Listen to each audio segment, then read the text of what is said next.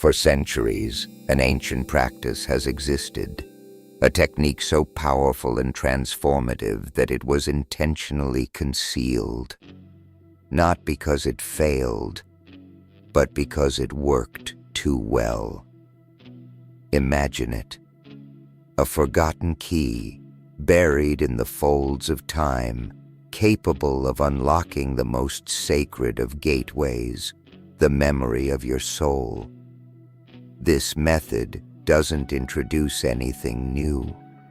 Instead, it peels away layers of conditioning and deception that have long obscured your true nature. The greatest lie wasn't our ignorance. It was convincing us that we were something we are not. What if today you remembered your true purpose? What if, instead of searching outside, you discovered a voice within, a voice that never left you? And what if that voice could be awakened by a technique once reserved only for a select few? Carefully guarded, it was kept from those who might twist it into a tool of control. This video isn't just a story, it's an invitation, a guide to a forbidden practice. Not because it's dark, but because it shines too brightly. Those who hold power fear an awakened soul far more than a sleeping army. In the next few minutes, we'll explore the hidden origins of this practice, its roots in long-forgotten schools of wisdom, why it was suppressed, distorted, or mocked by systems that benefit from spiritual sleep, and how you can begin using it today to reconnect with who you truly are, not as a label or a story, but as a vibration, a living, eternal consciousness.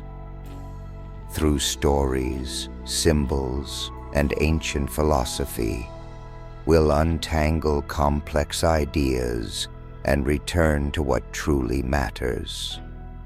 This isn't a theoretical lesson, it's a direct inner experience, if you're willing to listen with more than just your ears. Because this technique isn't something you learn, it's something you feel, activate, and most importantly, remember. If you're ready to look beneath the surface, to question everything you've been told about yourself, and walk toward what your soul has always known, then this could be the spark you've been waiting for. Forbidden doesn't always mean dangerous. Sometimes it simply means the truth is too powerful to be openly shared. Nearly every ancient culture whispers the same truth across time and continents, that humans have forgotten who they really are. Life, as we know it, is like a dream, a veil between us and our true selves. But there are paths and practices meant to awaken that sacred memory. Here's the twist. Those paths aren't found in textbooks, classrooms, or organized religions. They were hidden, banned, or reduced to superstition, mocked and symbolically locked away so their true power couldn't be used. In ancient Egypt, for example, initiates of the House of Life underwent secret rites. They would lie still for hours while their consciousness was guided through subtle realms by a master. Upon return, they were changed, having crossed the veil and remembered. In ancient Greece, Orphic schools described the soul as temporarily trapped in the body, not as a curse, but as part of purification. They taught trance states and breathwork that allowed the soul to glimpse its divine origin. The result wasn't just insight, it was irreversible transformation. In India, the rishis spoke of smarana, remembering what the soul already knows. To them, ignorance wasn't a lack of information, but disconnection. The way back wasn't about learning more, but unlearning, detaching, becoming still, and attuning to the soul's original vibration. Though the forms differed, the essence of the practice was always the same, not to acquire knowledge, but to awaken inner memory. Then came the darkness, religious wars, institutional dogma, spiritual control.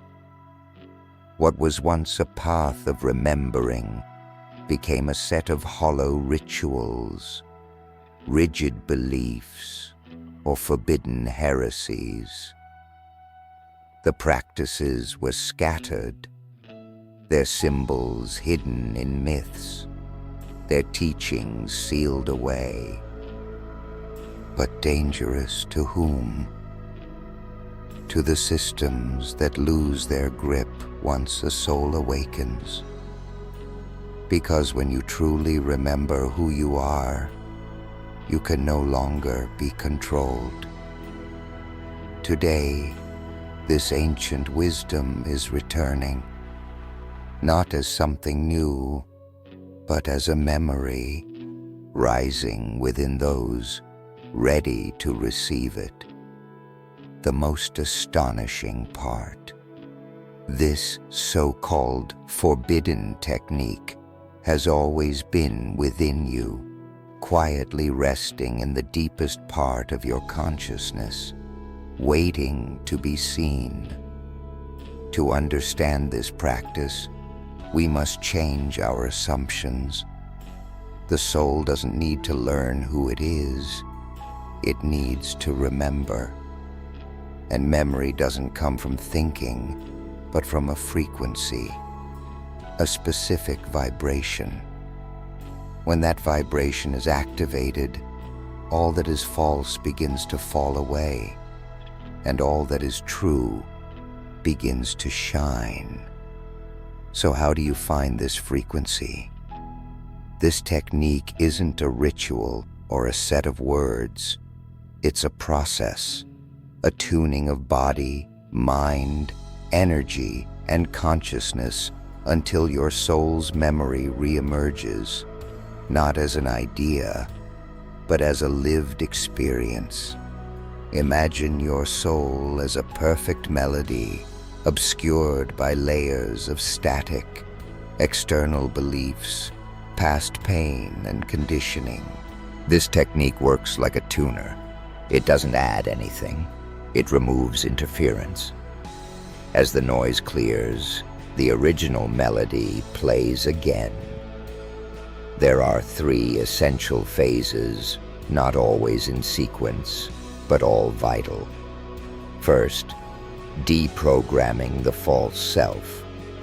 This means recognizing the internal voices that aren't truly yours, the thoughts, fears, and beliefs imposed by others.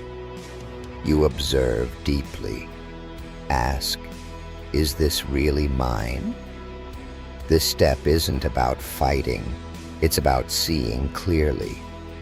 What wasn't built from your true self can be dismantled by your true self. Second, awakening the inner sense. As noise quiets, something subtle and always present begins to emerge. This sense isn't thought or emotion, it's direct perception. You don't force it, you tune into it. This is done through conscious breathing, sacred stillness, visualization, and symbolic focus. The soul responds to devotion. Inner images, like a heart's flame or the mirror of the soul, aren't fantasies. They're ancient doorways. When used with intention, they awaken memory. Third, resonance with your true name. Many ancient traditions speak of the soul's hidden name, not as a spoken word, but as a unique vibration. When you embody this frequency, you recognize yourself. It's like a door long shut suddenly swinging open. You don't remember through thought. You feel it. This is me. I have always been this. I just forgot. This isn't an overnight process. It requires sincerity, patience, and courage. But once it begins, something irreversible awakens. A deeper part of you starts to see, and that's when the real journey begins. As the false layers dissolve and your inner vibration becomes clear, something beyond explanation takes place. Your soul remembers, like a light in a long-forgotten room flickering on, revealing aspects of yourself you've always had, but never seen. A version of you that loves unconditionally, trusts without fear, and knows without needing to be taught. But here's a quiet warning. Not all you remember will be light. To fully reclaim the soul, you must also face the shadow. Mistakes, unhealed wounds, forgotten choices. This isn't punishment, it's freedom. You can't embrace your whole self without also facing what you've buried. This is why many traditions consider the technique dangerous for beginners, because to look into the soul honestly requires spiritual maturity, not in years, but in the willingness to face truth. And for those who do, what unfolds isn't just awakening, it's liberation. This state is known as a conscious trance, but not the kind described in psychology, where you lose yourself or fall under hypnotic influence. This is an expanded form of awareness. In this state, the soul steps forward and gently takes the lead in your perception. You're aware of your body, yet you also observe your surroundings with a subtle detachment. Thoughts arise, but they no longer dominate you. It's as if your consciousness takes a step back from your ego, and from that still space, everything takes on a deeper meaning. Emotions clarify, your senses sharpen, time stretches and bends. Intuitions appear without logical explanation. Memories surface, some from your ancestors, others from lifetimes past. Insights you've never studied, yet somehow always known, rise to the surface. This is the heart of the technique, not a practice you do, but a state you live in. You begin to operate from a different center, not from masks or roles, but from your authentic self. Decisions become simpler, relationships grow more honest, fears lose their grip. And here lies the paradox. The soul doesn't learn who it is, it remembers. That remembrance isn't a story or mental image. It's a stable, unmistakable frequency, a vibration that feels like home. When this memory returns, something sacred unfolds. The soul settles. And once it does, everything shifts. Life continues. The body moves through the world. But within you, something essential has awakened, and it will not sleep again. That's why this practice was once labeled forbidden, not because it's dangerous to you, but because it disrupts everything that thrives on your forgetfulness. This awakening isn't a singular event. It's a lifelong path. Even the most powerful glimpse of truth doesn't guarantee you'll stay in that state. The technique, then, is not just a spiritual experience. It's a compass, one that guides daily life. It turns seekers into sages, learners into teachers, and routine into ritual. We're not talking about rigid doctrines here, but living principles, practices that, when followed with sincerity and persistence, keep the flame of remembrance alive, even in the middle of chaos. Here are 5 such principles. 1. Practice active silence. The soul remembers best in silence, not merely the absence of noise, but the fullness of undivided attention. Set aside a few minutes daily to simply be with yourself. No goals, no expectations, just breathe, watch, allow. This isn't rest. It's sacred space. It's the quiet room where the echo of your soul's true name begins to resound. 2. Make everyday life a ceremony. One of the most powerful aspects of this technique is turning the mundane into sacred practice. Eating, walking, speaking, looking. When done with presence, these actions become expressions of your soul.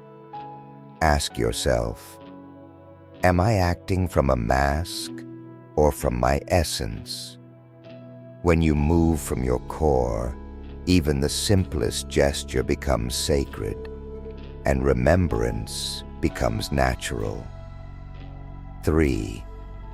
Be mindful of what you feed your mind. Your soul doesn't forget, but your mind can drown its memory in distraction. What do you watch?